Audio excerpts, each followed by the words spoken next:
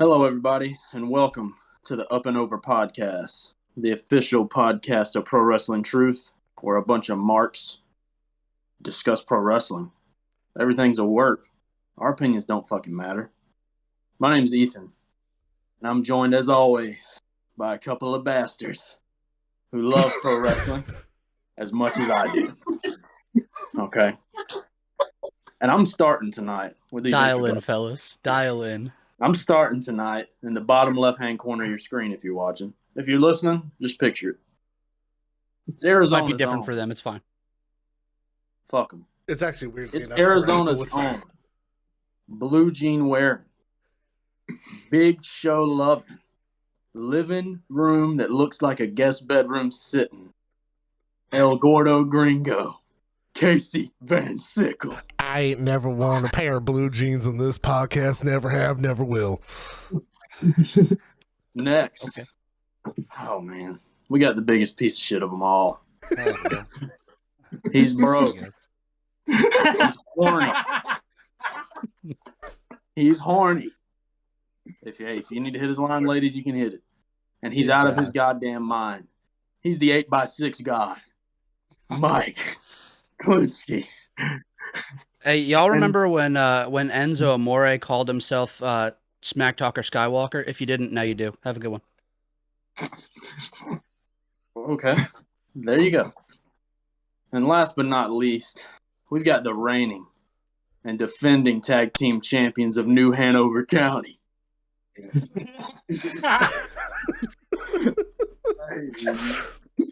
The reason this podcast is 30 minutes late, no one listening can tell. But yes, we've got Big Daddy C, Cortland, give a round. Hello. Glad to be here. And his partner, the leader of the Lance Storm is a Baddie fan club, Patty Mill. All about Lance. Great to see All you, about the chance. Well, y'all, today we're covering Bad Blood 2003. But before we get into that, we always talk about what's been going on this week in wrestling. And unfortunately, before we even get started, I just want to say rest in peace to Jimmy Rave. Jimmy's somebody that I saw in TNA with the Rock and Rave infection. And I was like, it was a fun thing. And I had no idea how amazing of a wrestler he was until I checked out his Ring of Honor stuff. And truthfully, I feel like he's somebody who deserved a lot more from the wrestling business, and stuff just never really went his way. And now we're here, and it sucks. But I'm glad to see so many people on Twitter talking about him and sharing all these great matches and stuff he had, because that dude was an amazing heel. But yeah, rest in peace to him. Any of you guys have any Jimmy Rave thoughts, matches, memories? There was a clip going around just to kind of, because obviously, like, he was really big on the independents and he had his time in TNA and stuff, but there was a moment where he gets into the ring during an ROH match, and he was notorious for hating the streams that would come in, and they would, in the clip, they're throwing rolls of toilet paper into the ring, and he is picking them up, and he is fucking hurling them back out into the crowd, and it made me laugh so fucking hard. Like, he is definitely one of those guys where it's like he just didn't get enough credit. There was a lot of, like, even people were sharing DMs of like how, I mean, the guy went through fucking hell towards the tail end, and he was still trying to help make sure people were getting booked if they needed to get booked and all this stuff. So it's like it's definitely a sad moment in wrestling. And also the thing too about it is, for someone who's largely known as being an independent wrestler, he wasn't your stereotypical independent wrestler at all, because he wasn't a moves guy at all. And he was all about his character, and like literally one of the best heels in independent wrestling ever, honestly. I mean, that stuff in 2004, 2005 in Ring of Honor with the Embassy, they were throwing toilet paper at that man every show. Like, he got major, major heat. And I just feel like he's somebody who could have done more in other places if things ever went that way. But anything else, anybody? What else has happened this week? The second saddest thing of the week was Final Battle happened. Oh man, it was miserable. I wanted to cry like the entire time watching that piece of shit pay-per-view. I mean that with a term of endearment. It was a great paper. So. I had. I was gonna say that was a fantastic game. It's like I'm gonna get on the plane and I'm gonna I'm fight so sorry. someone. No, it was great. It was fucking I had awesome. a hard time. So sad. I had a hard time even gaming on Twitter like the whole day because it was just the saddest shit you would read. Because it was like everyone just talking about like what it meant to them, and I'm like, I don't know how to take it out. I don't know, man. It's something that I didn't expect to hit me as hard because I haven't cared about Ring of Honor in 4 years. But if it wasn't like Ring of Honor was like the first independent that I got into, and I binged them so hard, you know, all that mid 2000s stuff, and then seeing everyone post, I'm like, damn, this is the company that made the wrestling we know today, and it's literally about to be dead, dude. Like they, you know, what they did in the mid 2000s is what literally made, you know, even influenced WWE and everything they did, you know, with NXT and stuff. It's like, it's just a big moment, sad moment. John Gresham won the world title there too on his last night, like on the last night of Ring of Honor, which was awesome. It was definitely awesome. Fuck everyone that gave him shit for being short. He beat the shit out of all of them, so it's fine. A bunch of fucking people, like, afterwards were like talking about. I didn't know how short he was. Who cares? He's not a very big guy. He's five, not at all. If you're wondering, he's 5'4", and that surprised the shit out of me because in ring I thought he was 6'2". Like it's just that was like how he carried himself. I never knew how small he was until everyone brought it up, and I'm like, he's a big boy. Amazing talent, and like I was happy as shit that he got to win the first. Like he walked home with the original ROH title. Yeah. So like that's and one other thing too, his new promotion Terminus, they announced a lot of talent for the first show this week. They're having Daniel Garcia, Lee Moriarty, Kiera Hogan. I can't remember everybody they announced, but that's sick. And also, I was telling Mike earlier, seems like Gresham's going to carry that title with him because GCW announced him for a show today, and they announced him as the ROH World Champion, John Gresham. And I've just seen a lot of people mention, or like it seems like he's going to keep it with him. I don't know if there's any plans. I hope he just defends it in every fucking company he goes to. Yeah, I mean, it's may like, as well, dude. It's like an actual like working FTW title, like prior to its run now in AEW, but like as if like basically if Taz kept it and then worked the independents since ECW, it's like he'll just carry. Fuck it, let him carry it around. Let him be the longest reigning defending fucking ROH champion ever. Yeah. I love it. The truth is, I mean, to me, Jonathan Gresham's one of the only people around nowadays that really embodies what ROH always was. You know, so if anybody's going to do some shit like that and let him just carry that around until they do reboot and then obviously have him as the face of it, I mean, sounds like a great idea to me. Amen. Absolutely. There's one thing I wanted to touch on. I'm just going to read something from Wrestling Headlines. It's like formerly Lords of Pain. Posted the quote, Saturday's world-class Revolution event in Irving, Texas. Saw the Blood Hunter defend the Texas heavyweight title against former WWE star Carlito. Hannibal ended up attacking a referee and stabbing multiple times in the head with a spike. The referee reportedly knew that there was going to be a physical angle, but he did not know to the extent that this happened. And he said it's definitely not a work, and he went way off the rails. And there's a lot of people posting about this man just completely stopped wrestling.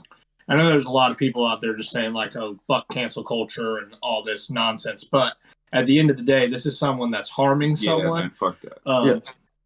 So like literally stop booking him. Yeah. I think it's an absolutely awful scene. And if you want to use pro wrestling for senseless violence, you can go fuck yourself. Yep. 100%. Especially when you're fucking irrelevant. For yourself. Don't go into work for yourself, especially on a fucking referee. Yep. Yeah, man, you are absolutely ridiculous. You're absolutely out of line. And I hope that you're charged to the fullest extent. Because it's just plain out bullshit. Yeah. And if you ever do get put back in a wrestling ring, I hope you get fucking humbled.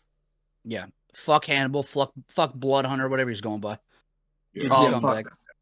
Before we move on, if you go to the Pro Wrestling Truth Twitter, I've retweeted and shared. There's a GoFundMe for the referee because he got fucked all up. Yeah, they've. I think the goal is 10,000. I think they've raised about 5. now. Last time that I saw it, which that's super awesome. Yeah. Oh yeah, they're at 6 now. Oh, nice. That's 6, awesome. Hell yeah. Tragic scene. I hope that I hope that something like that just obviously never happens again. I hate anyone in attendance that had to witness that. Like, you're using pro wrestling for shock value and harm, and that shit's just not cool, man. Especially on people that don't agree with it. Like, it's a referee. Before I get any more heated about that, anybody want to start Bad Blood? We're going to talk about the Ethan, you got it? Yeah, I'll take it. Yeah, Bad Blood. It was June 15th, 2003 in Houston, Texas. The first thing I got is well, just so you know, this was a week after the Insurrextion pay-per-view that we just covered last week. The Insurrextion pay-per-view that they basically ignored ever happened. Completely. Yeah. Didn't say anything at all. The Insurrextion pay-per-view was basically like a little run-through for this actual pay-per-view where they actually did something that had a little substance to it. So don't watch that pay-per-view, but watch our podcast from last week where we talk about that pay-per-view. Because it's way more entertaining than the goddamn and it's shorter, dog shit. and it's far more entertaining. Yes. So yeah, the opening video package for this was pretty awesome. Honestly, the biggest thing that stood out to me when this pay-per-view started is that it actually felt like a pay-per-view. It actually commanded my attention. Insurrextion, it was so lifeless, dude. I was like, oh man. Immediately I was like, I felt like I'm watching a glorified house show. But here they had a great video package.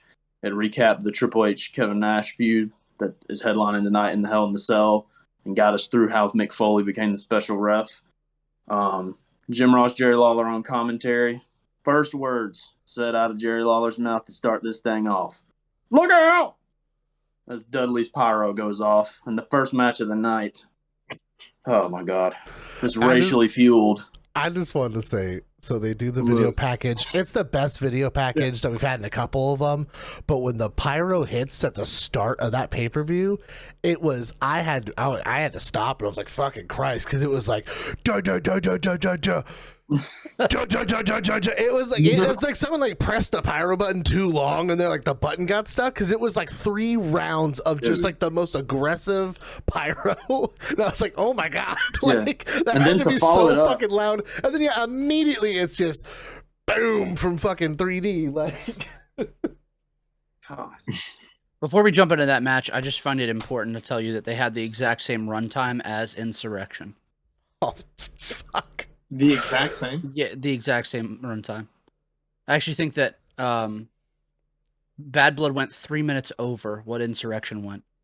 Huh. And this felt like a much shorter pay-per-view than Insurrextion. I thought I was going to die. This was miles ahead better. But yeah, so we get Chris Nowitzki and Rodney Mack versus the Dudley Boys. And while everyone's coming out, they have a backstage segment. God, why? Why do we have, why did this happen? So Theodore Long, Chris, and fucking Rodney Mack all corner Devon, and they're like, why are you letting the white man tell you what to do? And not just all of them. The only white dude that's in the group. So they bring it up as if they're like, why are we doing this? But the actual quote is, why is your white brother always ordering you around? He's always telling him to get the tables, man. What else? Then he's holding him up. Then Devon has him held up against the wall, and he says, why is your white brother always telling you what to do? Chris Nowitzki also is referring to himself as a minority at the time. Chris Nowitzki? Because he's intelligent. He knows what it feels like to be oppressed by the man. Yeah, because he's so intelligent that he is considered a minority, so he understands what oppression is. And this man is whiter than the fucking Chris Benoit background of my fucking 8x10 over here. He's whiter than I am, and I'm fucking pasty pale white. Yep, that is sweet. If for some reason you're ever gonna watch this, you've officially made the list of fuck you. It's Michael Cole, Jerry the King Lawler, and now Chris Nowinski. And Corey Graves. And Corey Graves, sorry. Chris, eat shit. Chris So- is, man. I don't know if this bugged anyone else. So they decided for whatever the fuck reason that on this pay-per-view, the hard camera was not going to be on the traditional like left side of the stadium. It was on the right-hand side, and they ended up switching what corners the tag teams were going to be in. I saw that Nick Patrick moved them, and I was like, "Oh, this is dog shit. This looks awful." The weird part is they moved them after the bell already rang, so it was a clusterfuck from the start. It looked weird. I'm like, even if you had the camera changed, there's zero reason to change them. You could still see both teams. Like, yeah, it was weird. It was like the first thing that happens in the match, and I was like, hold on. I was like, why are we doing this right now? God. Yeah, and then What else to happens start in the this match, Rodney, Mack, and Devon had the most awkward lockup before the bell even rang. The lights weren't even on. It was so fast. It was just awkward. Like, normally that shit's cool. Like, oh, fuck, they can't wait to get into it. But here it was just like, dude, what are you guys doing? This match ain't even... Just calm down, guys. It's not that important. It was just weird. I'm like, okay, all right. It's weird, man. It took maybe 90 seconds from the opening bell for the crowd to erupt in "We Want Tables" chants. Oh, it was like bell. Yeah, it was like bell. They get weirdly situated. We want tables. It was like immediate. Like, dude, that Texas crowd knew what the fuck they wanted. They were like, guns, freedom, and some pieces of shit going through tables. Well, that's what we fucking want here, buddy. There's a tables and puppies. There's a moment in the match. So it's Devon starts the match. As soon as Bubba gets tagged in, within like fucking 2 seconds of him being tagged in, Theodore Long gets up onto the apron and distracts Bubba. And normally, like, anytime like something like that happens and like the non-legal tag team or like tag member on the opposite side, if they ever interfere in the match, it's always bad. Like, you're not supposed to do it. Nick Patrick, the fucking world's worst goddamn referee, is standing right on the side of this. And while Bubba's being distracted by Theodore Long, Rodney Mack clotheslines the ever-living shit out of him from the outside. And Nick is just like, what's happening in the crowd? Like, he is not paying attention at all. And I'm like, you just watched this man get clotheslined, and you're not even going to comment on it. Like, we are off, before you continue. Races. Cortland, how do you feel about Nick Patrick? Fuck Nick Patrick. Is he on the Michael Cole and Jerry Lawler list? Fuck yeah, dude. And here's the thing, dude. He is pretty fucking bad. But here's why I say fuck Nick Patrick. It's not for his refereeing, honestly. It's because no ref has ever made me madder in my life and storyline than Nick Patrick has. Yeah. I wanted to punch that guy in the face so bad as a child that it has permanently stayed. And I'm just like, oh, fuck Nick Patrick. Like, if you're not supposed to notice a referee, I notice him every time. I'm like, fuck. Yeah, Nick Patrick's going to let something happen that shouldn't happen every fucking time. Every time. He tried to beat up Earl Hebner. Fuck that motherfucker. Exactly. Fuck. Piece of shit. Don't make me remember that match. Well, I remember it. Anyway, back to... the rundown of this match is the Dudley Boys formula is the what's up drop by the Dudleys. Bubba tells him to get the tables. Teddy Long asks Devon on the apron, why is he telling you to get the tables? Yeah, me questioning it too, man. But I was wondering. The crowd does want the tables. Devon goes after Long, but he ducks. And Rodney Mack clotheslines Devon out of the ring, and Nowinski drills Bubba with his mask. His fucking replica Undertaker mask from like 1995. Fuck Chris Nowinski. And Yokozuna crushed his face. And Nowinski. This match went 7 minutes and 7 seconds. Too long. I give it 2 stars. Not even. I take it back. I read the wrong thing. I give this match a 1 3/4 stars. God damn it. Ethan, what you got, bud?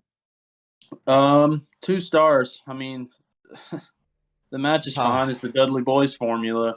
The finish sucks ass. Fuck Chris Nowinski. 2 stars. Now you're trolling my ass. Pat, what you got? 2 stars. Literally exactly what Ethan said. We were watching this match yesterday, and I literally said it during the match. I was like, man, I love the Dudley boys, but I feel like I watch the same match every single time. They're on the if it ain't broke, don't fix it. But like we're all just too nice to them to tell them that it's broke. I mean, if you're watching if you're watching the Raws, I know Ethan and I are, but like if you're watching the Raws leading up to these pay-per-views, dude, I'm watching the same match 2 times a day. Yeah. And then I have to talk about all 5 of them right here.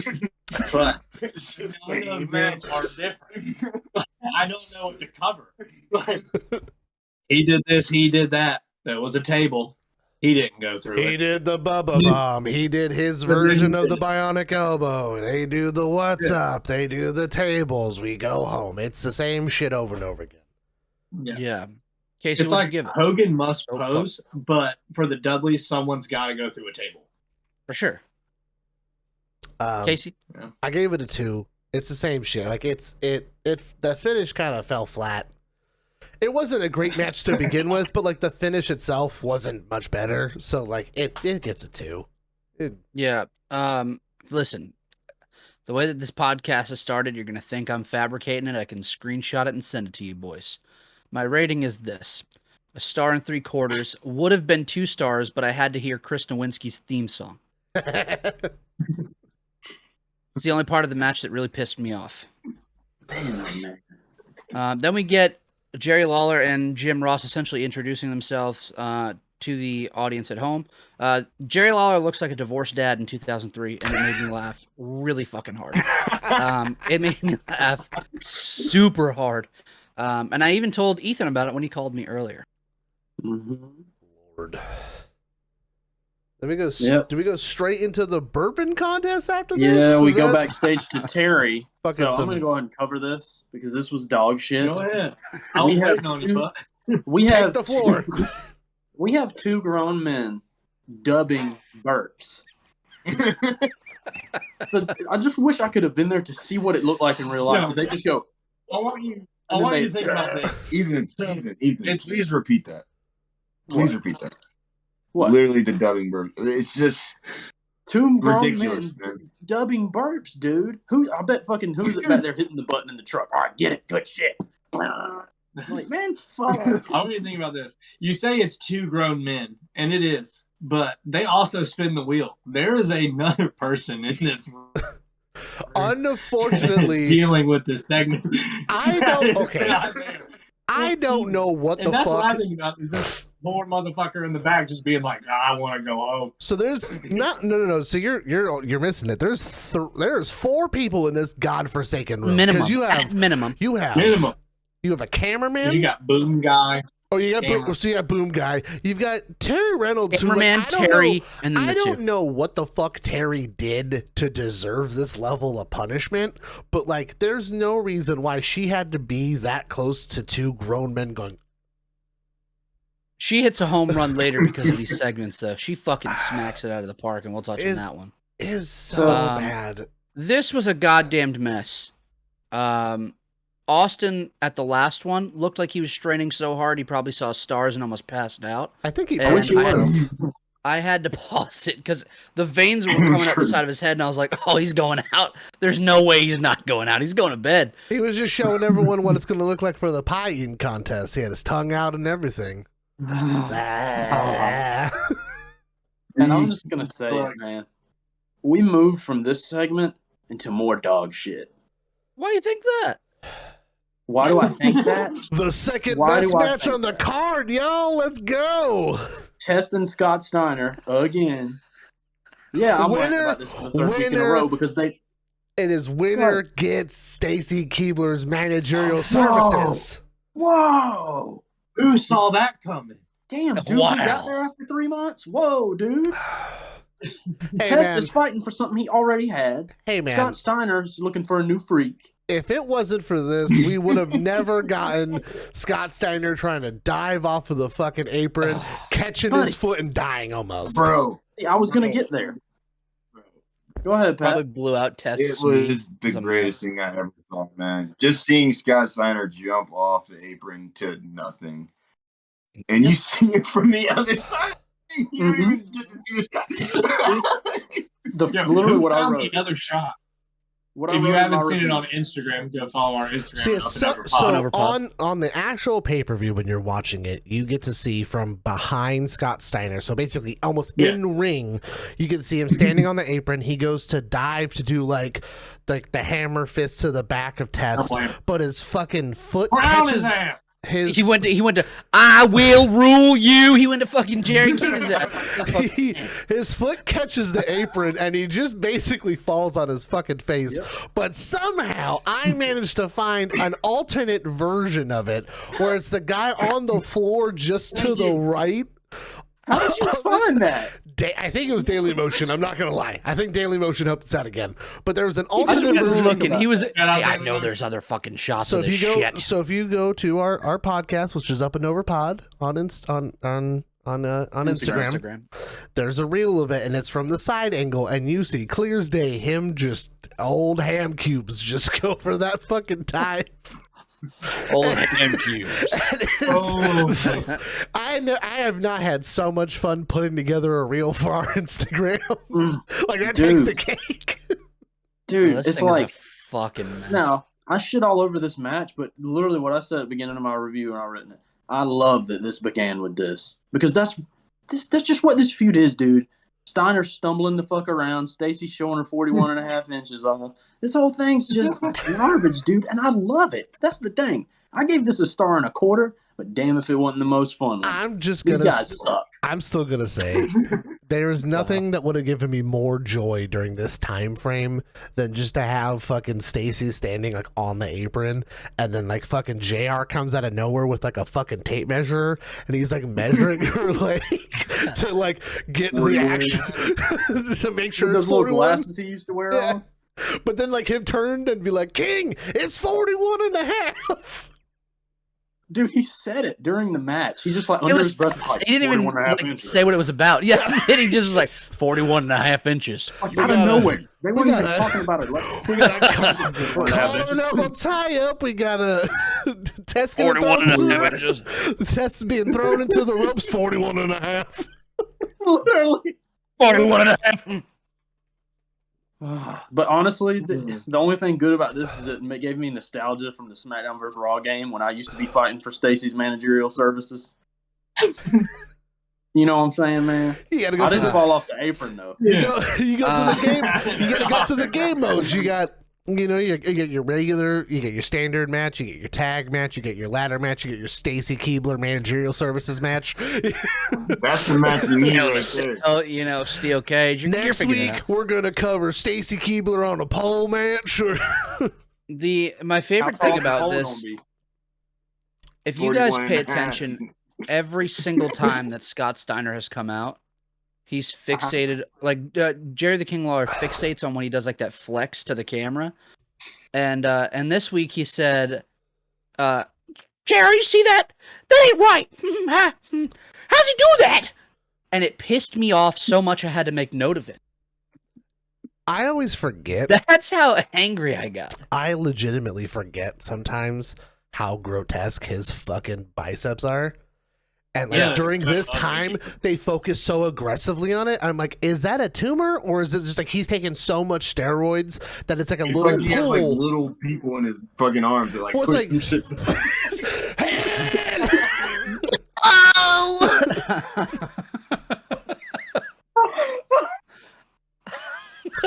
He's got little. I think we've officially hit the first moment where Ethan breaks in the podcast. He's got little dog-faced gremlins pushing him up, going. A bunch of little ants running around his damn veins. One of them turned into Braun Breaker. Oh, it's the wrong fucking dad. My fault. Oh, is that how that family rolls? They put everybody in the Steiner recliner, boy. God, holler if you hear me. All right. Oh, I hear you, Casey. So, Ethan, you gave it a 1.25 stars. Pat, what'd you give this dog shit match? I don't even care about the finish. We all know Scott Steiner won. Who cares? I gave it a 1 3/4 stars, but I wasn't gonna give it 2 because I gave the last match 2 stars. It's like whatever's worse than that. You gotta go slightly lower. Commendable. Cortland, what do you got on this? I give it a star and a quarter as well. You just giving it all to that apron spot? Yes. Yeah. Is that Star what and we're- a half. I'll give half a star. Oh, I'm sorry. Fuck. Go ahead. Sorry, Cortland. Go. You said half? No. I give them. I would have just given it a star, but I gave it a little bit of a quarter just because although I want this to end, I know it's not going to, and the way that they wrapped this match up was a nice way to continue it. Yeah. Like the chair, him getting her, walking her out, and fucking just staring at her ass the whole time, fucking testing the ring, crying and bitching. Like, it could have been worse, but a star and a quarter. I will say, Tess's tantrum he throws after a 2.5 count is some good shit. Yeah. He is way too big to be fucking flopping around like that on the ring going, God damn it. I'm just going to do some Steiner math to explain my rating. Oh, no. I'm not going to be Taz and try to replicate the whole damn promo. No disrespect to Taz. But three-quarter star is Steiner falling off the apron. 3/4 plus a half, that's going to equal my star and a quarter. You know what that extra half is? The half from Stacy's 41.5. And that's real Steiner math. I fucking hate it here. That genuinely just pissed me off that you said that. Go ahead and reel me up, bitches. Reel me up. Here's how I'm giving my breakdown of my star and a half. And we've already gone too long on this fucking piece of dog shit, right? But Yes. Oh yeah. my star and a half, I'll give the half star to Scott Steiner's dive. And then the full star I'm gonna give to Test cracking himself in the fucking face with a chair. Yeah. For the payoff being this piece of shit match. I was trying to think of what actually made me laugh in this match. That was it. That was it. Steiner. Bing bong. That was it. Fuck your life, bing bong. You got Scott Steiner's botched fucking dive. You've got fucking Tess throwing a temper tantrum when he's like fucking 6'8" or whatever the fuck. He's ginormous. And then it goes straight into like doing a missed chair shot straight off the top rope, right back into his dome. It was probably one of the better ones anyone's ever done. It was perfect. It was a nice bounce and everything. But I also gave it a fucking star and a half. I'm so sad this is not over. It's just. I hope you have the same breakdown as me, because that chair shot made me. I rewound it probably three times. Do y'all think this feud's gonna break 2 stars ever? No. If it doesn't break 2 stars, it's gonna break my fucking will to continue this podcast. So that's fair. All right. Well, next up, we have a backstage segment with Austin and Bischoff, where they go into a room where Eric Bischoff has picked 4 women that he would like to eat their poo-tang pie, as they are saying. Fucking sound effect. This is a goddamn mess, y'all. This is not good. All right. And then we got Bischoff says he should go first. Y'all want to Bischoff says he should go first because he's the one that got the girl. Austin says they're in his home state, so he should go first. Bischoff says Austin should be a gracious host. Austin agrees that Bischoff can be first, and Austin says he gets to pick which piece of pie that he gets to eat later on in the night. And then right after that, we have a match for the Intercontinental Championship between Booker T and your champion, Christian. I just want to say real fast. So I like, we all like to write down kind of the order and everything goes. So you got Tess and Steiner. And then the next thing I have is, we're talking about eating pussy, y'all.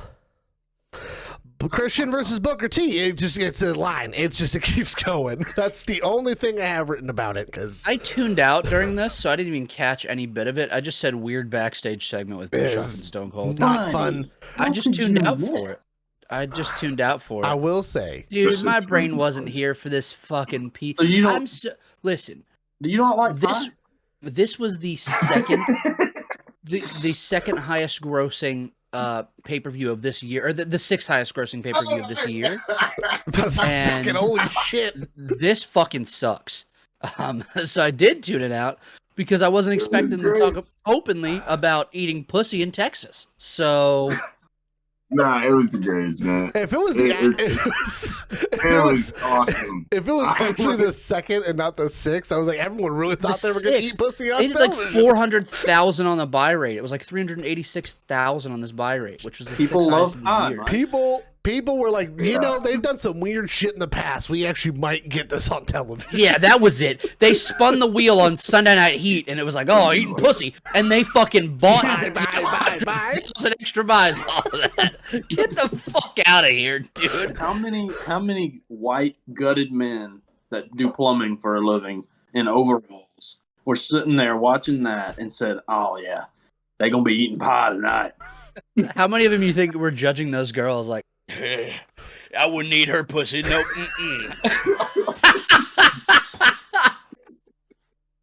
What are the odds? Never mind, we're going down a bad rabbit Yeah, hole. this is not good. Let's get back into Really bad. Let's get back into this Intercontinental We're Championship. going back to the match Intercontinental Championship. IC title. All right. So we obviously know the story. Jerry the King Lawler has laid out the whole story for us. It's essentially Booker T being fucked over by everyone and their mom. At least it feels like. This match, though, has decent back and forth to start. The near falls, everyone gets their shit in.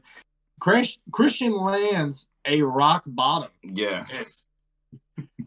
Which is interesting. Was it Christian the dips out of the bookend, ring now. Yeah, why and that's you what know they that? called it. As they said, a Christian-like bookend Mm. is what they said. But Christian dips out of the ring at one point, grabs the belt, and runs up the ramp as if he's going to leave. Referee Jack Doan, naturally doing the whole, if you leave, I'll count you out. You will lose your belt. Like, the ref can just add stipulations. I was gonna say, Middle I of was like, For okay, you can give Whatever. him shit. I'm like, you can't just change match stipulations. I literally have. Empowered. Like, the I fuck literally have Jack Doan lets his nuts hang. No. All right. Also, no one Christian- questioned it. No, the crowd went fucking bonkers No, for it, though. even I'll tell you that. like- even That's the like- best pop Jack Doan's ever gotten in his whole fucking Who career. has bigger nuts, Jack Doan or Nick Patrick? Oh, man. I mean, Who's hang lower? fucking spineless. I didn't hear anything you said other than spineless.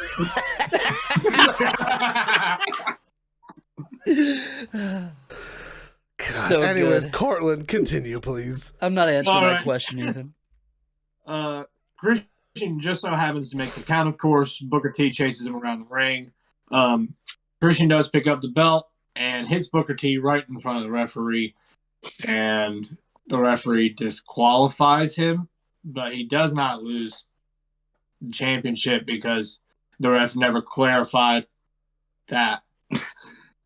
Hey man, that's some the match. heel logic 101. You said if I get counted out, you'll take my belt. You never said nothing about me hitting him with it though.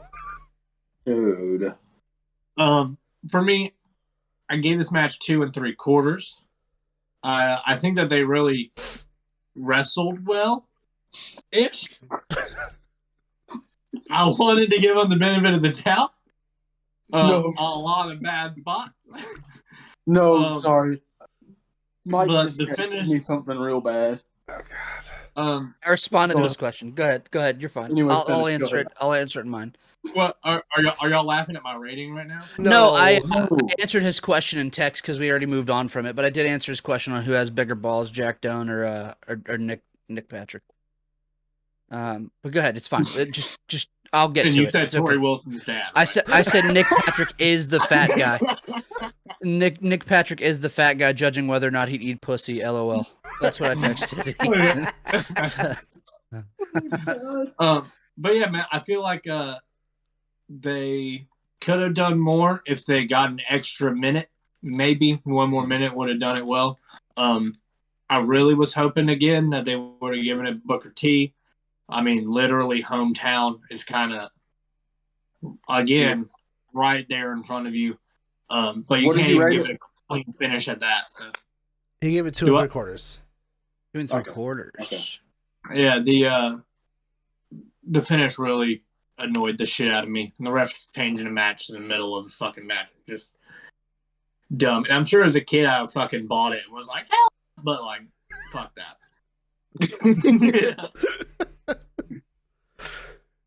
Pat, what'd you give it? 2.5 stars. Man, fuck everything that happened in the second half of that match.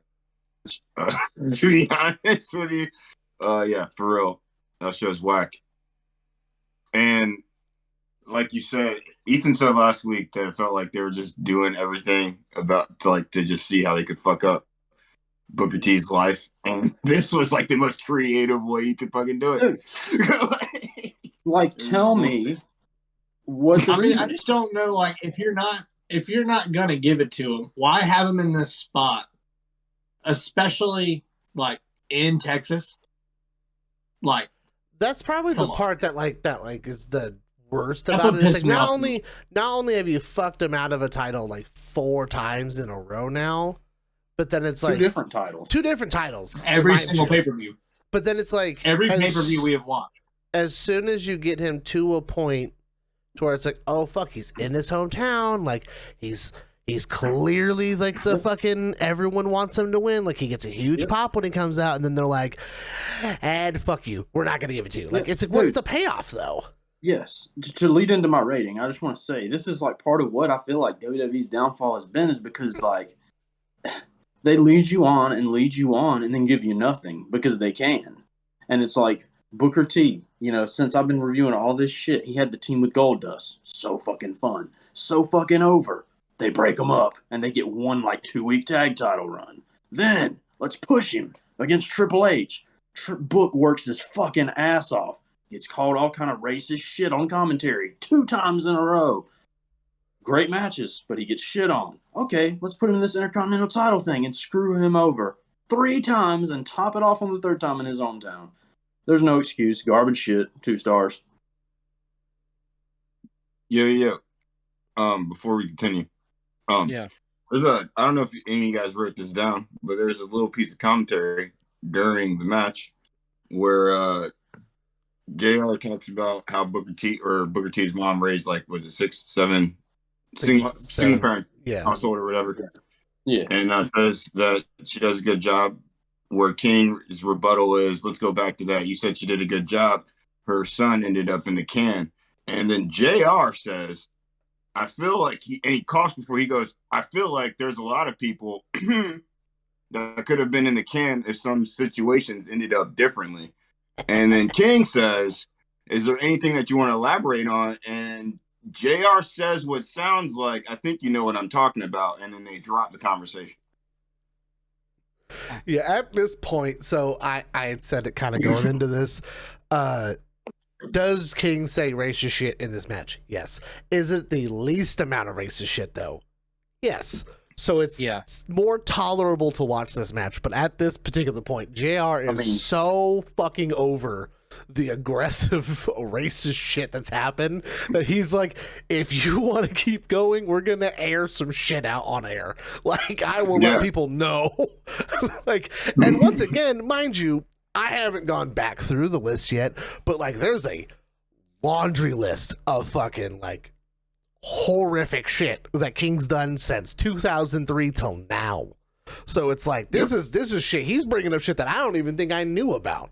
Like, well, I think that more than likely they're probably talking about the plane ride from hell, and I know that that's like a year before this, but I think they just got out of Insurrextion a week ago. Like Pat said to me earlier, it's probably on the mind. Like they just did the same exact flight. Yep. Where some real bullshit happened. Yep. You know. Yep.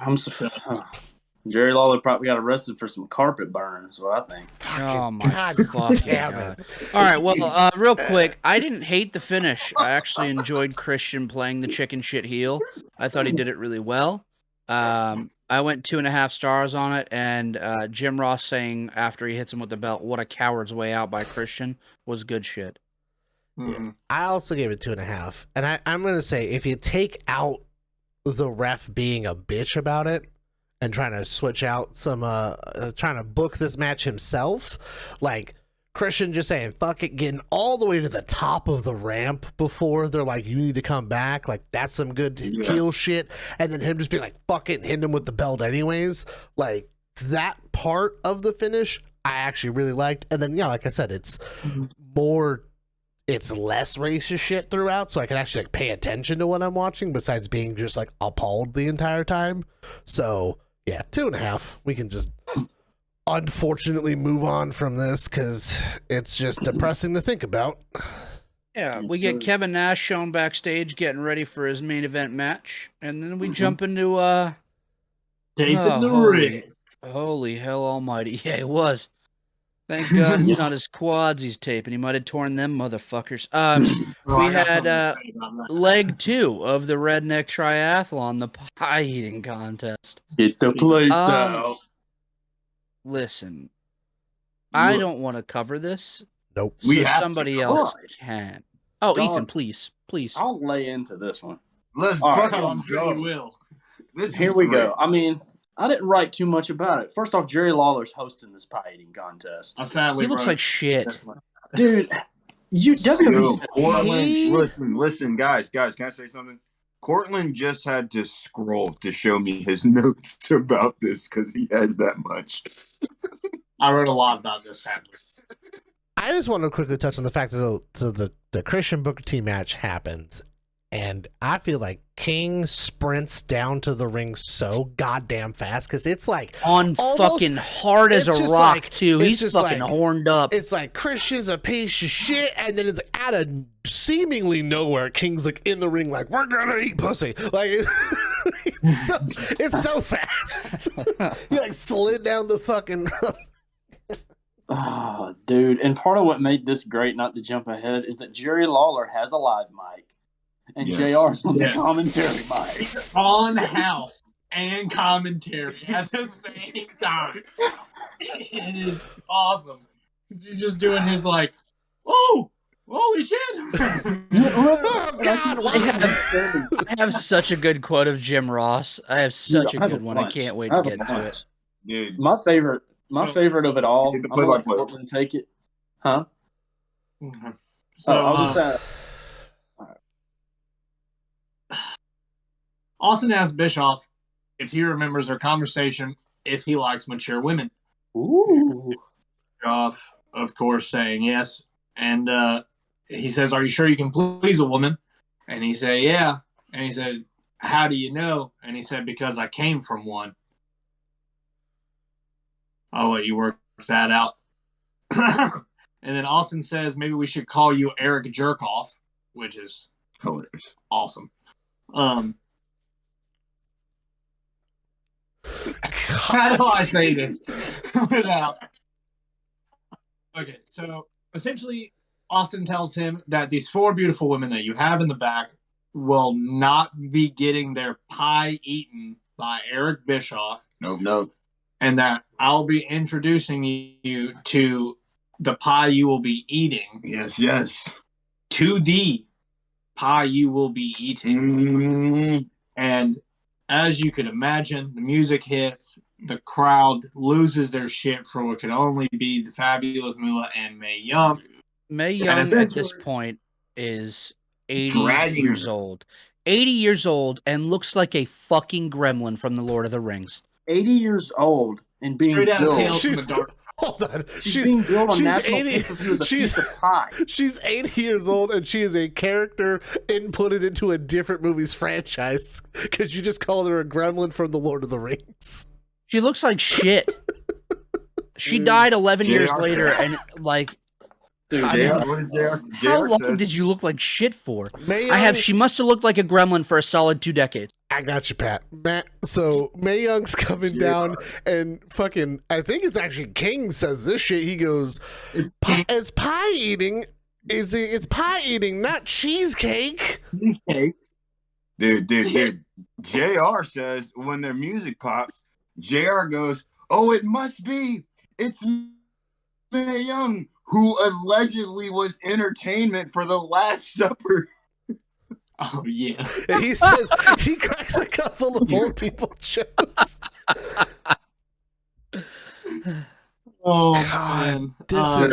This is a real thing that happened. Dude, Oh, man. just think about the fact that the words that resonate with me the most out of this are as follows. May, make that son of a bitch eat some pie. Yeah, it was good shit. So May gets down to the ring, and obviously Bischoff's like, abso-fucking-lutely not. Stone Cold's like, well, the way she's horned up. The best part is he's trying to talk, and he's trying to talk, and then Mae Young is behind him going, and he literally mid sentence goes, get away. He stops and goes, get away from me. And like Mae Young is she's right and she's ready. Jesus fucking Christ! So she pinches Stone. So she like pinches Stone Cold's ass, and he turns. He's like, "Get away from me." Well, so Bischoff's like, "Ew, no," and then she goes by Stone Cold, and he's like, "Hey, you cut that shit out." But so Bischoff's trying to back out of this, and then Stone Cold has to go, well, remember, I won the burping contest, so it's 1-0. So if you back out of this, I win. And so Bischoff's like, fine. And then he goes in, and Mae Young just sticks her tongue down through his fucking throat, and they kiss for a minute. Way too long. Because Mae Young had a death grip. Mae Young had a death grip on that man's gorgeous hair. Was like, you're not going anywhere. They break apart, and Bischoff goes, ugh, beat that. Stone Cold goes, what the hell was that? You kissed her. It's a pie-eating contest. And the crowd loses their motherfucking minds because they're like, that was already enough. No one needed more. And Bischoff's like, no. Mae Young circles behind Bischoff, low blows him. He gets put into the corner, and then that's when Austin delivers the May, make that son of a bitch eat some pie. She rips off her skirt, and Jesus. Can I give the Jim Ross call, please? Can I please give the Jim Ross call? Go ahead. Jim Ross calls it how he sees it. Oh my God, it's a thong. May's wearing the world's oldest thong. This was the most vile scene that it could have been. Mae Young then has to waddle her way over to proceed to attempt to give a Bronco Buster. But she is, first of all, as we've already commented, she's 80 fucking years old, so she can't jump. So she attempts 80. To. She attempts to jump onto him and then has to climb awkwardly as fuck into position and then just fucking thrust herself into Bischoff's face. My thing is, what a how mess. do you think they approached her with this? She was probably excited about it. She gave birth to a hand. What the fuck are you on about? Hey Mae Young, it's Vince. How's it going? Do you want to give Bischoff a Bronco Buster and a thong? She was like, "Where do I come?" She slapped her ass cheeks like Rikishi, though, didn't she?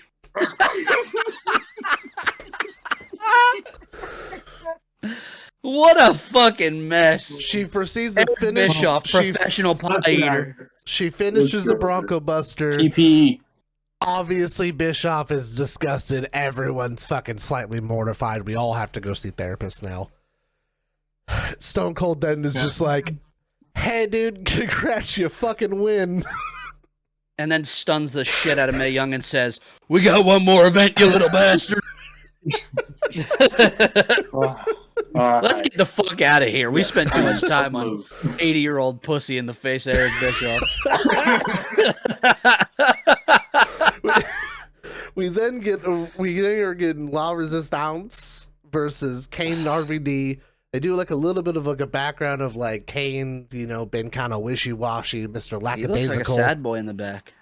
He's like standing there, like looking at himself in the reflection of a mirror. Which, like, why is there a mirror just in the fucking hallway for some reason? It's like laying on the ground too. It's very weird.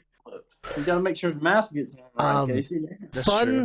Fun fact about this is that, as we all know, we had to sit through Insurrextion the week prior. Going into Insurrextion, La Resistance was undefeated. Oh, they lose that match.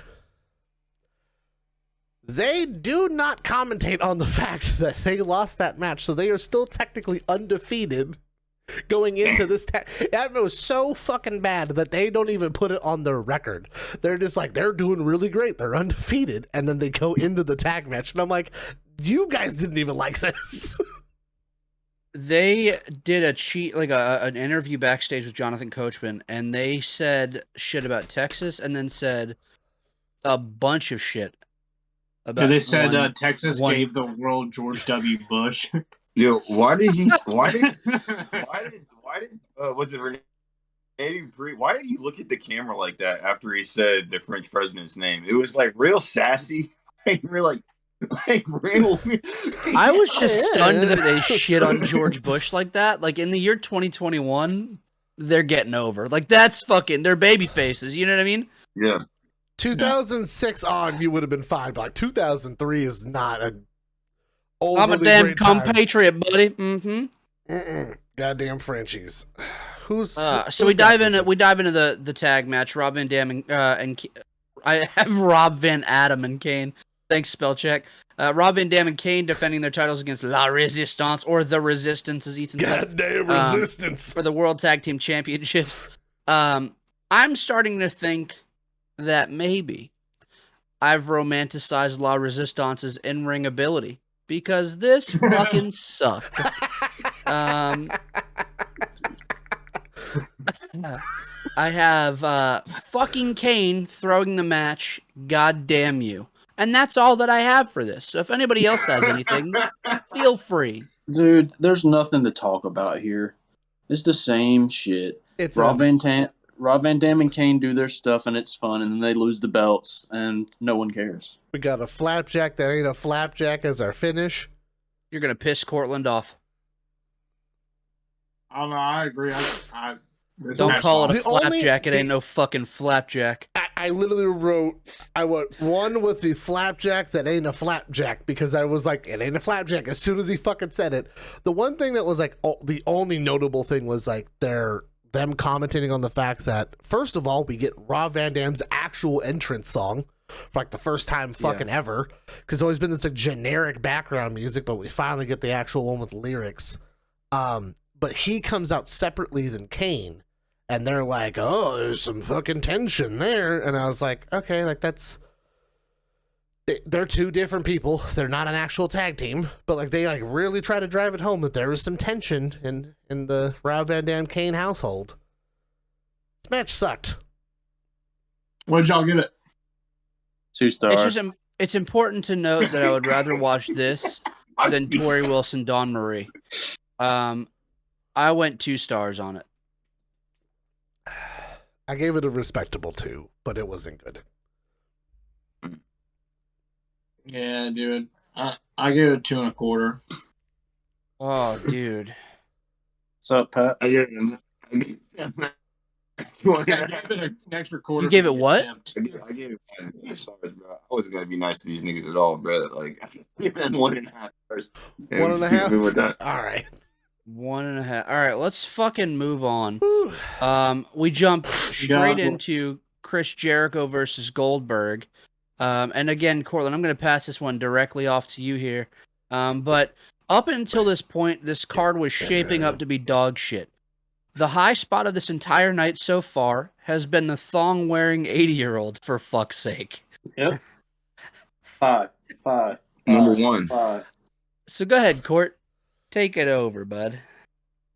All right. Well, like you said, it's Goldberg, Chris Jericho. If anyone knows, they've had their beef at WCW over, cry baby, whine baby, cry, big stuff Goldberg did for everyone. Jericho comes out first to a lot of boos. Goldberg obviously gets a decent pop. The main things I've written down: Goldberg charges Jericho, sidesteps. Jericho does a funny celebration. There's a good lockup that starts that goes through the ropes. Of course, Goldberg sells absolutely nothing. Tosses him out of the ring. Big press slam by Goldberg, plants Jericho on the top ropes, and also does another one to the outside. Goldberg charges Jericho towards the barricade. Jericho moves, hits the barricade, but he blades somewhere on a padded barricade. Right in his fucking middle of his forehead, too. Yeah, I don't know what's up with that. He smashed his fucking forehead against that damn barricade. Jericho does 2 facebusters and 2 lion salts. However, the second one is to a standing Goldberg that is caught, and not really caught, it's kind of like slapped down and then picked up. However, Jericho does am I missing something? Yes, I do. Goldberg tries to attempt the spear with the bad shoulder. Obviously selling the shoulder. He eventually hits it again after taking the walls of Jericho for about 30 seconds, breaking out. Goldberg gets another spear using the left shoulder and finally hits a jackhammer. I'd say about halfway through this match, a lot of the crowd turned because they realized in person how trash Goldberg is. Match went 10 minutes, 53 seconds. Shout out Chris Jericho for carrying this match because it's hard to do a Goldberg match. God damn. And this is definitely the best one that I've watched going backwards. Because, like I've said, I've watched the Raws too, so I've seen him and Christian, him and all these people in these weird-ass matches. And this is probably his best one to date so far. I gave it 3 stars flat. I think they both showed their ass a good bit. I'm glad it didn't outstay its welcome. I'm glad they kind of got in, got all their shit in, and they got right the fuck out of there. Try to not shine on the weaknesses that Goldberg has. And, I think Jericho's the prime person to put Goldberg with to get a good match out of him. Yeah. Or beat the shit out of him backstage, one or the other. Pat, what you got? I gave it 3 1/4. Basically, I agree with everything you said. It is really hard to have a match with Goldberg, and Chris Jericho carried that match, and it was a good match. I enjoyed pretty much every minute of it.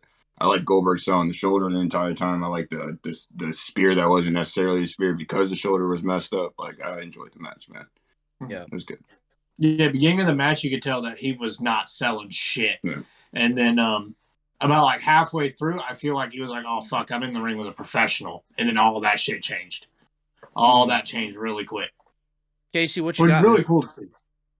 So I do want to touch on the Jericho attempting to do the lion salt while Goldberg's standing.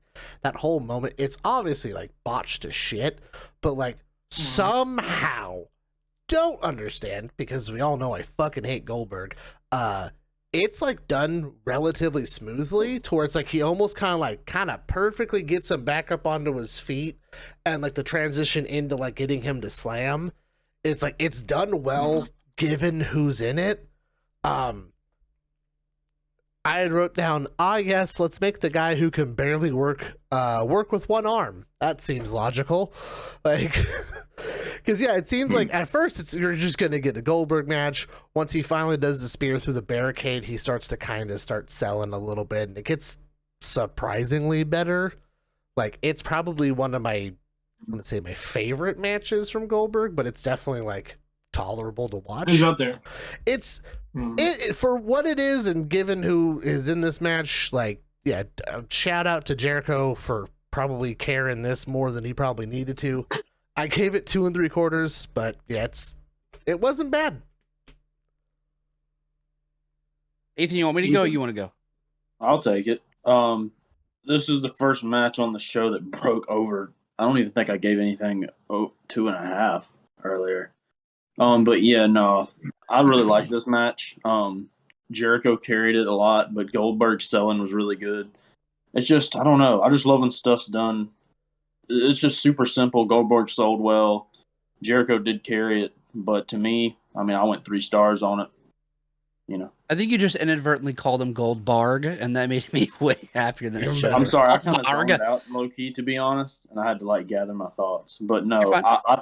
I thought it was a good match. It's my second favorite match on the show.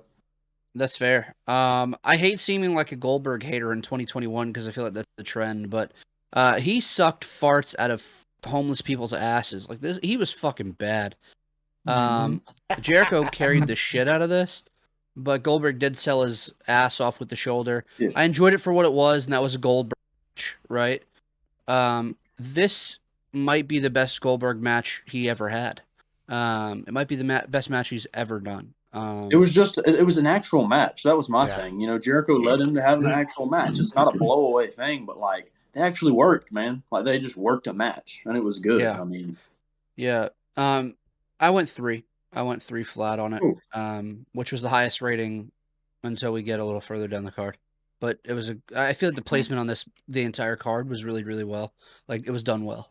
Yeah. Everything was, which is super rare for them now. If this went anywhere else on the card, it probably would have been fucking so much worse than it was. But like weirdly enough, like this spot was perfect. It needed it. Yeah, it needed because everything else on this card, everything else on this card was so 2003. You know, it was just like, oh, here's flash pins and crazy little pie and just all this stupid shit. And then it was like, okay, Jericho and Goldberg are going to go out and work a match. Wow, a wrestling match. Goldberg. You know? Goldberg. Never thought we'd get that from Goldberg, but I did not. Wait,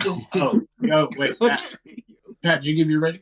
Yeah, I did. Okay. 3 1/4, you said, right? Pie, speaking of pie, the wheel is spun for the next redneck triathlon backstage. And can you say that again? What are we spinning for? The sing off. No. What were we? Triathlon. Thank you. I just needed that one more time. Redneck triathlon. What a fucking thing. Was it just me, or did it feel like every time they went back to like the wheel and stuff, there was just more random shit in the room with them? There was like a chainsaw off the rip. There was like a whole chainsaw on a log. There's a random fucking tractor in the building. Like it's so fucking insane. Wow. Well, Bischoff seems happy. I mean, as you can imagine, Stone Cold cannot sing.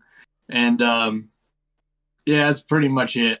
We got a comedy spot from Stone Cold asking Terry, "Is that true? I can't sing." She was like, "Yeah, you suck at it." She's like, "No, you're fucking bad." I don't have a whole lot written down about this next one, but this is Shawn Michaels and Ric Flair, which is a dream match for a lot of people.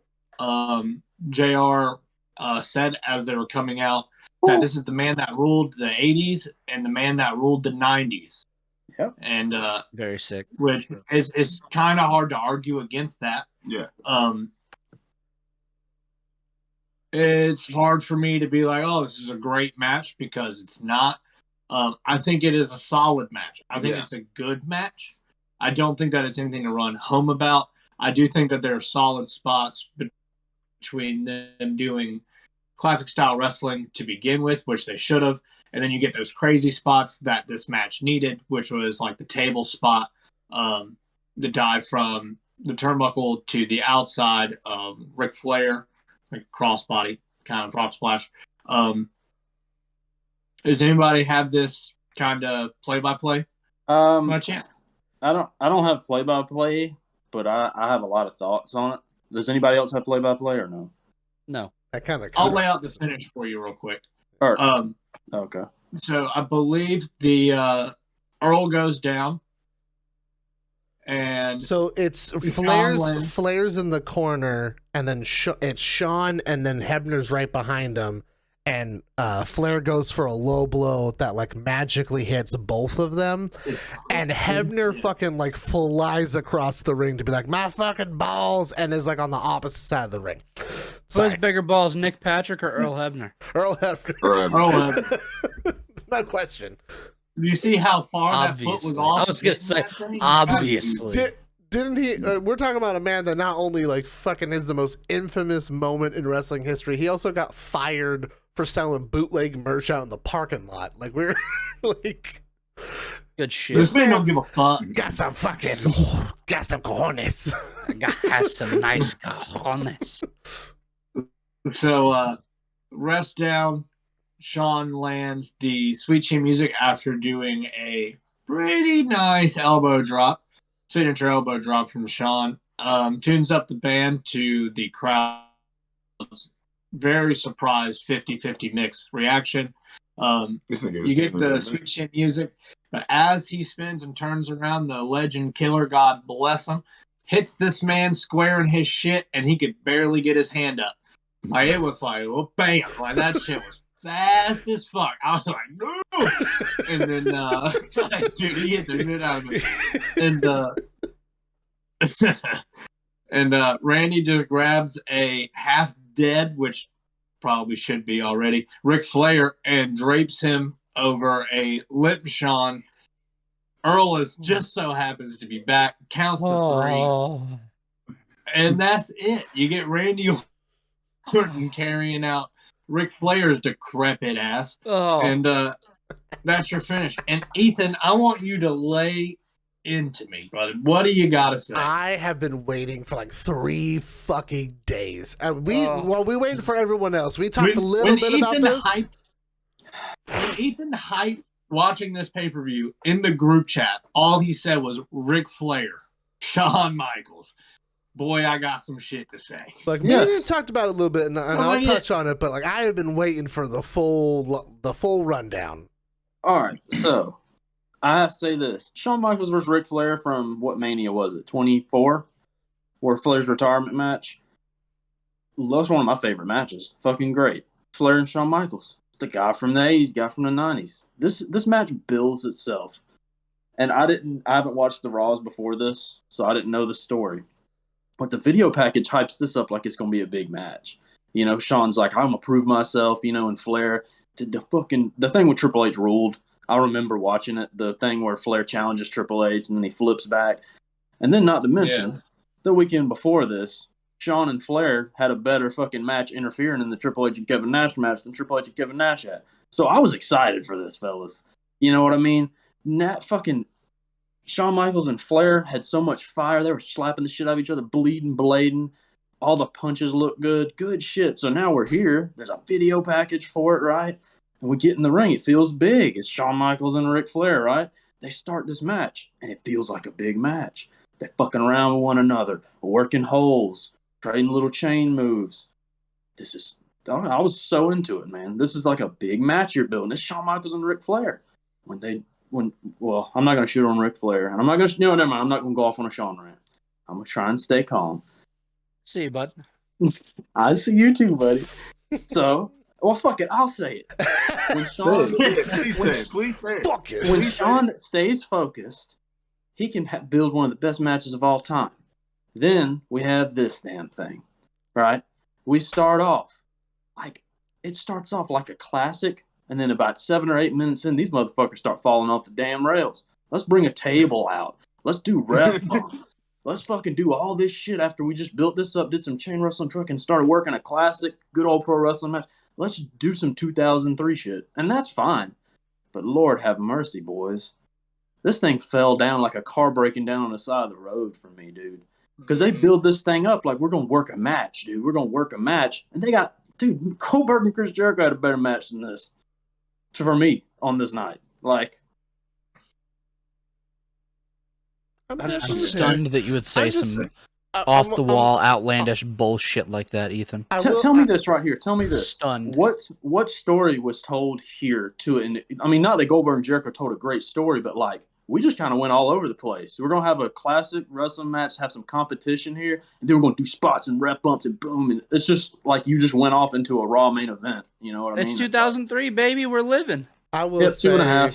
I will say, like when the match is happening, and then Shawn goes out of the ring and grabs a table. I was like, "What the fuck is happening?" Like, I literally said, "What the fuck is happening?" I was like, "Wait," I was like, "That's not. That's kind of uncharacteristic of you." Like he's the baby face, dude. What the fuck? And it was like not even like nothing building to the table at all. It was just like, all right, I'm going. In all fairness, that Texas crowd wanted a fucking table spot, and they didn't get it from the Dudley. So Shawn was like, "I'm going to be the baby face. We're getting a fucking table spot." From one doofus to the next. You gave it 2.5. You said. I gave it 2.5. I just the thing is, they did good stuff in it, but as a collective match, it's not good. Like, it's just they did stuff. You know, the first 5 or 8 minutes was fucking great. And then the last half, they just did a bunch of shit. And it was kind of fun, I guess. But, like, none of it coincided with the other. It was just 2003 shit. So, yeah, 2.5 for me. I was disappointed just because I was really looking forward to it. But, I mean, it don't matter, really. Our opinions don't matter. Mike, what'd you give on this? Fellas. The video package for this fucking ruled. Yes. And here's my hot take. I'm not even going to dive into anything because we've already touched on the whole match. It is a very weirdly laid out match, but it still was the best match on this card, in my opinion. I went 3.25. I didn't go crazy high on anything in this. But I enjoyed it for what it was, and it really... The story that was being set up, if you want to ask about it, isn't about Ric Flair. It's about setting Randy Orton up to be the guy. Literally. Right? And so if we're going to talk storyline and say that there was no story, I would absolutely argue that, because what you get next would be Randy Orton challenging and essentially becoming the legend killer that he became. But we're still years off from that. But I enjoyed it for what it was, 3.25. I thought it was great. All right. I'll go next here. I didn't hate this match. It's kind of the same thing where it's like there's some things just it was like it almost was kind of like on the fly. They're like, should we get a fucking table out? Is that what we should do at this point? Rick just responds by blading. Weirdly enough, he actually did not. I don't even think he actually legitimately blade. He did start bleeding, but I actually think he cut the back of his head open on the table. Yeah. So like it was it's one of the very few times where Rick is in a match and he was only bleeding from like a legitimate cause. I had noted that like I don't know what the fuck Earl Hebner was on during this match, but the amount of times that he just like hovered over Shawn, being like, "What'd you say, Shawn? What do you say? What do you say?" He said it like 700 fucking times in this match. Like, they're not gonna fucking just give up. Like, we're 2 minutes into the match, he gets put into a figure four. Leave him the fuck alone. Like, let the match breathe. I had talked to Ethan about this before we had started. There's a spot where Flair gets Irish whipped into the turnbuckle so he can do the flip over the turnbuckle spot to go over to the next one. And the whole process of that was the choppiest shit I have ever seen in my entire life. Yep. There was 3 spots throughout this match where Rick is sitting on the top rope, and they'd already commented that like every fucking time he goes up there, it never fucking pans out. And what do you know? All 3 times it didn't pan out. But like there was something just really specific about that particular spot of him flipping over. It was kind of awkward. I just don't know if he didn't get enough speed to do it, but then like even him like getting over to the next spot to climb up was like clunky and shit. It felt weird, just given who these 2 people are, being some of the greatest in-ring in-ring generals. When Orton comes out originally to interfere in this match and he gets a super kick for his troubles, he fucking throws himself to the ground. He takes that kick and the thud he makes on the mats is so loud. The camera didn't even catch it at first. No, because he gets hit and he just fucking just like the 2 spots that Randy's in made me laugh because like he fucking is like I'm gonna make sure everyone knows that was a kick from Shawn Michaels, and then he comes in and fucking hits him so goddamn hard with that chair. Yes, and for the record, I like the Randy Orton finish. I just wish the match could have stayed focused en route to the finish. It's just like I liked the Randy Orton. I mean, I already said it. I don't need to repeat myself. I just was like, you can have a great match and run an angle at the same time. Yeah. I feel like if they like, it's one again like kind of looking back at what we go to, if they would have incorporated Randy a little bit into the actual like storytelling like prior, it would have helped make more sense instead of it just being kind of like an aggressive like Randy's fucking here and now we're gonna go forward. Like kind of have him be around instead of it just being like a constant like Shawn and Flair talking. I don't know. I feel like it could have been a little bit like cleaner. I gave it 3. I didn't really hate the match. It is what it is. I do feel like those last 3 matches are this match alone is better than all of Insurrextion. So that's where we're at on this pay-per-view. Cortland, what'd you do on this? I gave it 3 1/4. Yeah. I enjoyed it for what it was. Like Ethan said, I could have gone without the table spot, but at some points in this match, I feel like having them do this table spot, have this shitty finish, it could have built to something better. Not saying that like getting Randy and Shawn isn't great. That's fucking awesome. But I would have loved to seen like a wrestling classic between Rick and Shawn at this time and not waited so many years for it. But yeah, man, I enjoyed it. I really liked the Randy Orton spot. Anytime Randy Orton comes in and that little coal getting squeezed to that diamond starts to shine, I liked it. Pat? I gave it 2 3/4. It's not the greatest match I've ever seen in my life, but it wasn't bad by any means. It was entertaining. I liked it. I like the fact, I kind of don't want to necessarily disagree with Casey, but I do like the fact that Randy Orton literally does 2 things in this match. He takes a super kick and he screws over fucking Shawn Michaels with the chair shot. Like, it's the only 2 things you see and it tells the biggest story out of anything that's happened in the match. So it's like, I rock with that. That's what kind of gave me the 3 1/4 because I originally had 2 1/2, but that's just me. That's fair. Y'all. Yeah. All right, well, next up, we get the Redneck Triathlon. Oh, One more time. Say it again. Redneck Triathlon Part 3. Leg 3. We're here again. I thought we were done. I'm done with it. And better than ever. Let's motor through this quick. All right, Eric Bischoff comes out to start the last part of the triathlon. He says he's going to sing his theme song, but he's obviously lip syncing. Bischoff starts again after Austin interrupts on the Megatron. Says it's awful. Crowd boos. Austin says he sucks. Shut up. Austin says they would spin the wheel again because he can't sing either. It lands on Pigpen. Austin comes out, stomps a mud hole in Eric Bischoff, drags him up the ramp, throws him into the pig pen, and now Austin has won the Redneck Triathlon. Fucking bonkers. And before we leave this segment for good, do y'all not feel like that Stone Cold's the biggest fucking heel of the night? Yeah. He has fucked over Eric every step of the way. Eric Bischoff won the Redneck Triathlon. He did everything. What are you doing? He did everything. Like everything out of him, he did it. That's a hot take. He did the fuck out of it. And Austin's just like, like, come on, dude. This is the real debate. He did what again? Dude, is this the real hot take? Who really won the Redneck Triathlon?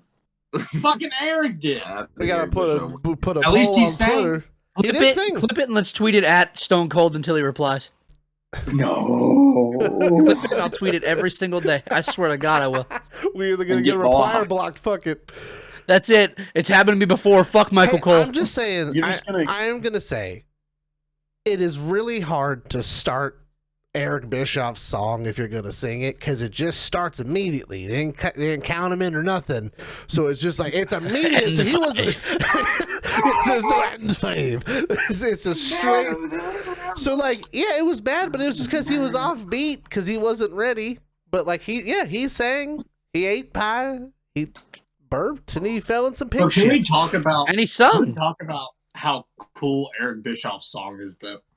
I'm back. That's fucking That great. shit is always good. I'm also there's not a I don't think there's a single person that can actually have their music hit and get booed by everyone in the crowd like, immediately. No, but it's like By the time that little I'm piece. comes out, it's just immediate boos. But yeah, he's like, I have back. a what's the lyric? It's like I have a knack for making things better, and then it's like face the facts.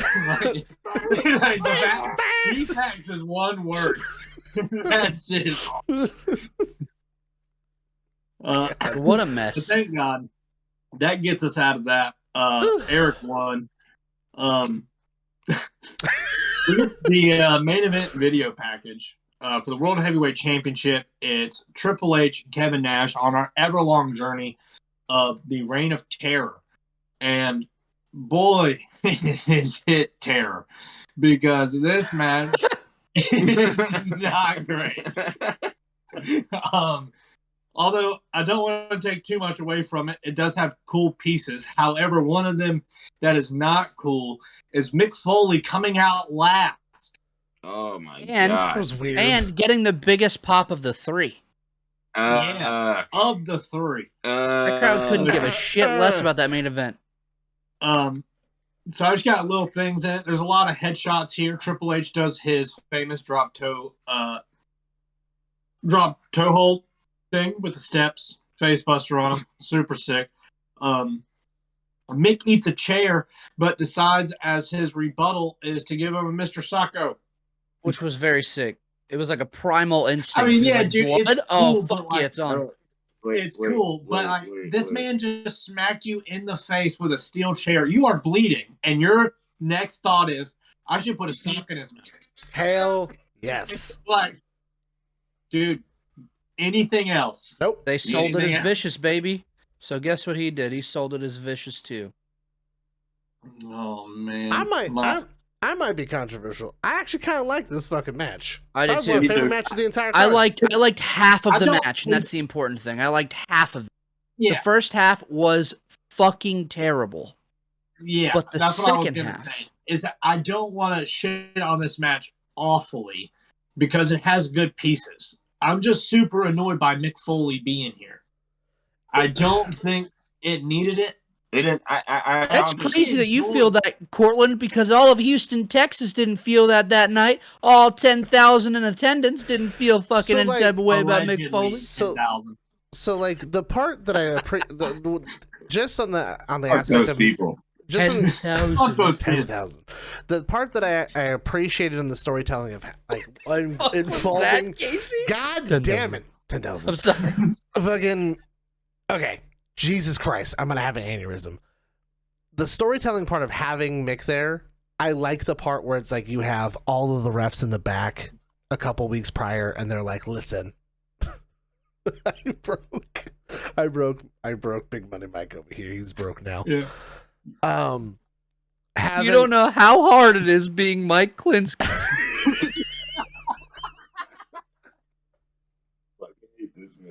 I hate it here. So having Earl and all of the other refs being in the back with Stone Cold and Eric Bischoff being like, "Listen, he beat the shit out of me last week. They fucked up Paul, or what the fuck is his name? The last ref. They're like, he fucked him up so bad in the last Hell in a Cell that he hasn't ref since." So it's like you have like the storytelling, but it's like, yeah, having Mick there, I get it. It's the cheap pop because he is the Hell in a Cell guy. But Yeah. like, it's like anytime that you have like the problem I always have with special guest referees is that it's like, when are they gonna interfere? Like it's gonna happen, and it's just like it's bound to happen. Unless but, you're like, Valvina. unless you're fucking Chief Morley, you're just right down the middle. You're the best referee. I'm telling you, it's Right down the middle. right down the hello, ladies. I will say that this match is slow, but Yeah. it's 21 minutes long. But Yeah. I will say that the actual pace of the match is surprisingly good. Because it's a consistent goddamn pace. It is just. I think the reason why I like it, regardless of all the shenanigans that happen in this match, is that the match itself is Kevin Nash wants to fucking murder Triple H, and Triple H is gonna do everything he can to keep that title, and they beat the. He fucking hits Kevin Nash in the head with a goddamn hammer. Not a sledgehammer, a literal he fucking smashes him in the knee before he hits him in the head with it. He fucking hits him right in the knee. They use every possible piece of fucking weaponry and beat the ever-living shit out of each other for 21 minutes straight. It was very creative. Kevin Nash throws the steps directly towards Triple H's head. He barely gets out of the way. He throws it so hard it breaks part of the cell, and it almost accidentally hits and murders a photographer. There's a photographer just sitting on the outside, and he has a whole steel step just get launched at his fucking face. As soon as the match starts, someone yells Preparation H, and I lost my goddamn mind. It gets quiet. You fixate on the dumbest shit. Bro, bell rings. Bell rings. Add that to your intro, buddy. It gets kind of quiet, and all you hear is Preparation H. Yeah, this is a Preparation H enthusiast, Casey El Gordo Gringo. Preparation case.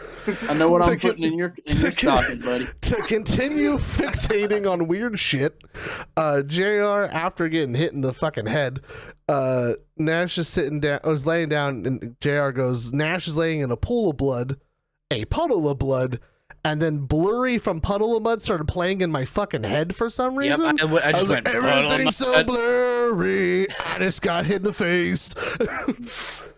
I'm gonna be controversial. I don't give two fucks. I gave this match 4 stars. I loved it. I love this fucking match. I gave you every fucking reason why I love this match. Okay. Fight me. I respect it, bro. Casey, who hurt you? Kevin Nash gives the best fucking jackknife powerbomb that he's ever given in this match. So sick. That was the best near fall that I've seen in a long time, dude. That near fall was fucking awesome. Like I said last week, dude, Triple H is one of those people that takes that move to perfection. Like it's hard to find someone else Kevin Nash did that move to that landed it that good and made it look that awesome. It was sick. That shit is fucking great. Out of their whole feud during this time, this is the one time that Kevin actually got him all the way up, though.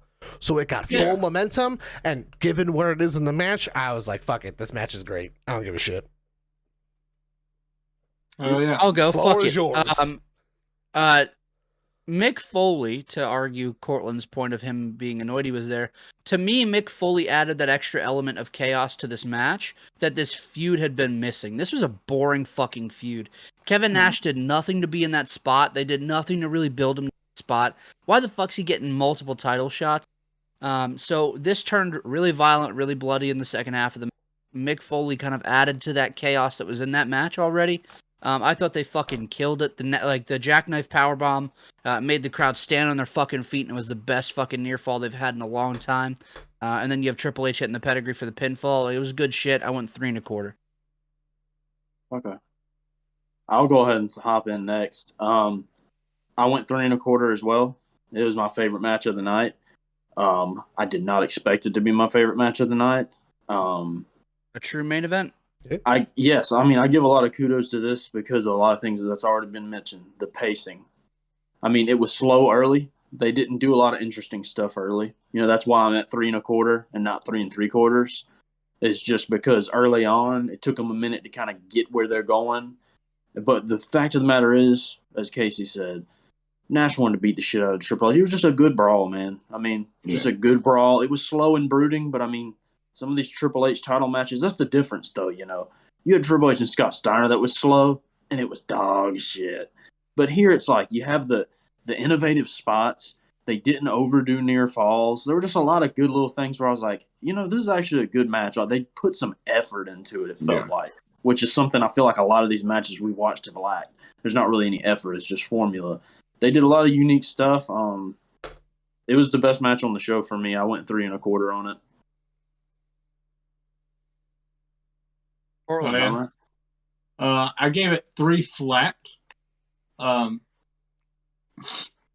Here's why I didn't give it that 3 1/4. It's because we watched it. I think we watched this match twice now. Yeah. And both times I noticed that Triple H hits Kevin Nash in the knee while he's backed into a corner. And Kevin Nash falls, but he's selling the wrong knee. And that did it for me, dude. It knocked me straight out of the match. Like, it knocked me right the fuck out of it. It took them, like, a while to get me back. I think until the Mick Foley bump, which was fucking great. Like, he hit the wall so hard. Why the hell did Mick Foley do that? But, dude, it's like saying Rick and Shawn. Just slams his back and his head against the cage. It's like Rick and Shawn at Insurrextion. Like, why did Rick blade so hard? You're not in the match. Like, you're not even in it. And then, I mean, I know that Mick's in this match, and, like, it tells a story because I cannot remember that referee's name. Tim White, the one that almost Tim fucking White. died. I almost called him Paul White, and it threw me off. I was like, it's not his fucking name, but it's something close. Yeah, he fucked his shoulder up bad. So, like, he got real fucked up. And, like, I get he bled in that match. Mick should bleed in this match. And I enjoyed in the beginning, however, that Mick took a quick bump, like a ref bump, but got right back up to show you. Yeah, to show you, like, this isn't a regular referee. I'm not going to lay around and get bullied and fucking lay on the ground for 10 minutes. So I enjoyed shit like that. So I gave it a solid 3. I still think somehow, some way, the Shawn and Rick entertained me more. I think that I enjoyed the finish more. But that's not to take away from the solid finish of this. I enjoyed it, especially with Rick and Randy coming out to pick up a broken Triple H that just so happened to barely get there. You get Rick counting that 3, and he hits the 2, and he looks and takes like that extra half a second. That's like, fuck. And he counts the final 3. Good storytelling in the end. And like I said, Rick and Randy coming out to carry Triple H, whose like legs just don't work. And you got Rick pointing at Mick Foley saying, I told you. And Randy just looking $100. It's good shit, man. That is good shit. So solid 3 for me. Pat? Guys? Pat? Go ahead. You're fine. I gave it 3 1/4 stars, man. It's I don't want to say the cliche thing, but it was exactly what you wanted. Fucking Hell in a Cell, man. Like Kevin. A lot of weapons, a lot of blood. What'd you go? 3 1/4. Nice. Kevin Nash and Triple H beat the hell out of each other, and I fucking loved every second of it, man. It was awesome. I will say, I did like Mick Foley in the match, but for me, even if he wasn't in the match, I still would have enjoyed it. He didn't really add or take away for me personally, to the match. I will say, the go home Raw before this, first of all, them not even saying anything at first. Cool. That's just awesome. First, starting out and they're just being a random Hell in a Cell above the ring. I'm like, who hates their fucking crew? But they had to build that shit. I love the idea. It's put up Hell in a Cell on Raw. We're gonna promote it. And then Mick Foley shows up and he's like, "Y'all got the cell up early?" And they're like, "Yeah." And he's like, "Someone's got to beat me up in there. I gotta get beat up in there tonight. Of course, you put it together. All this hard work would be for nothing." Which and then he just goes out there. The part that's fucked up is it's not like they're in fucking San Antonio and they go to Houston. They're in fucking Miami. Yeah, and you gotta drive about 3 days. Whoever hates their fucking crew to be like, we need you to build a Hell in a Cell twice. they're like, why? Is anyone wrestling in it tonight? No. Mick Foley's just gonna get the shit beat out of him in it. I guess I don't know. But we'll figure it out when we get there. The actual promo that happens, though, and it's I think the only reason why I was okay with Mick being in it was having Triple H being like, I fucking retired you. You're just some ordinary guy with an ordinary life right now. He's like, I will fucking end you if you decide to still be the ref. And Mick Foley's like, ordinary. He said, I'll beat your ordinary ass. Fucking tough. And then Mick goes,